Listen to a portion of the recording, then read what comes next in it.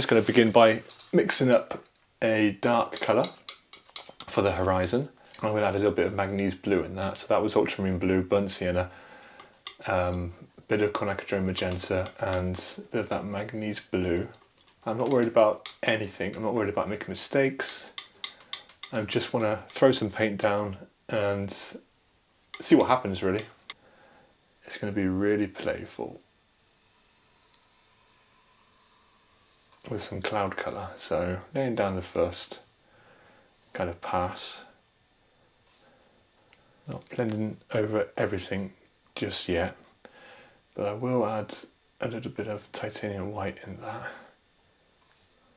But because it's calm, which I like, I will be softening all this area out. So I've got a paper towel as well. I'm always wiping my brush. Well, not always, but when I need to wipe my brush, paper towel is in my left hand. Kind of soften areas out, but I don't want to soften everything out. I want the textures to show as much as possible, especially in this area here where the sand is. Glide my palette knife along there, like so. And then perhaps add the indication of some clouds. A bit more quinacridone magenta.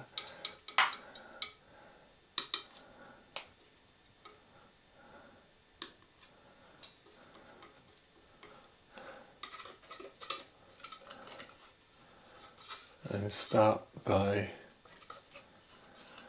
kind of playing, really. The whites.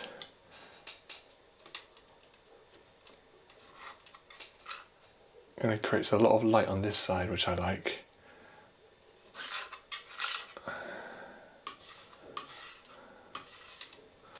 The sand here, and just kind of layering on top, and I can even go thicker after that. A bit more of that green now, but I can also see some quinacridone magenta in that sea, which I like.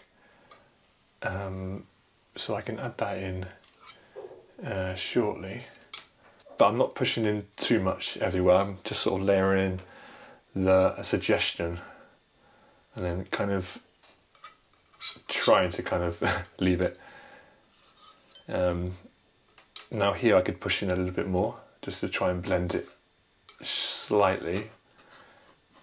So what I said a minute ago is I want to create more of a shoreline in my painting, something that you don't really see in the reference photo, and that's absolutely fine.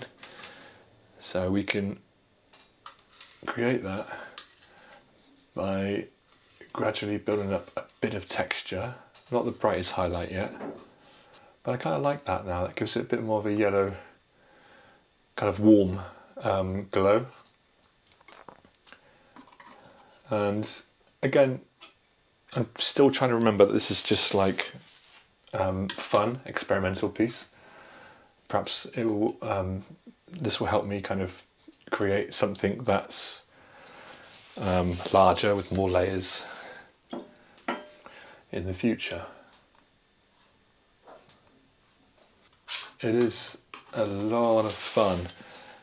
And just wiping the palette knife there a little bit, I can scrape away some highlighted areas. I could probably scrape away there. So you get the beauty of using brushes and palette knives. I think that's the best of both worlds. If you can kind of get away with using both, then it will make for an interesting painting by laying it down. And you can go as kind of far as you want with this part. I mean, it's just the brightest light, the highlight, and it's just to indicate a little bit of shoreline. I could darken a little bit there underneath the shoreline with palette knife. Trying to keep the marks like kind of different, so they're not the same. For example, there I can just fix that because it was kind of similar to the other mark.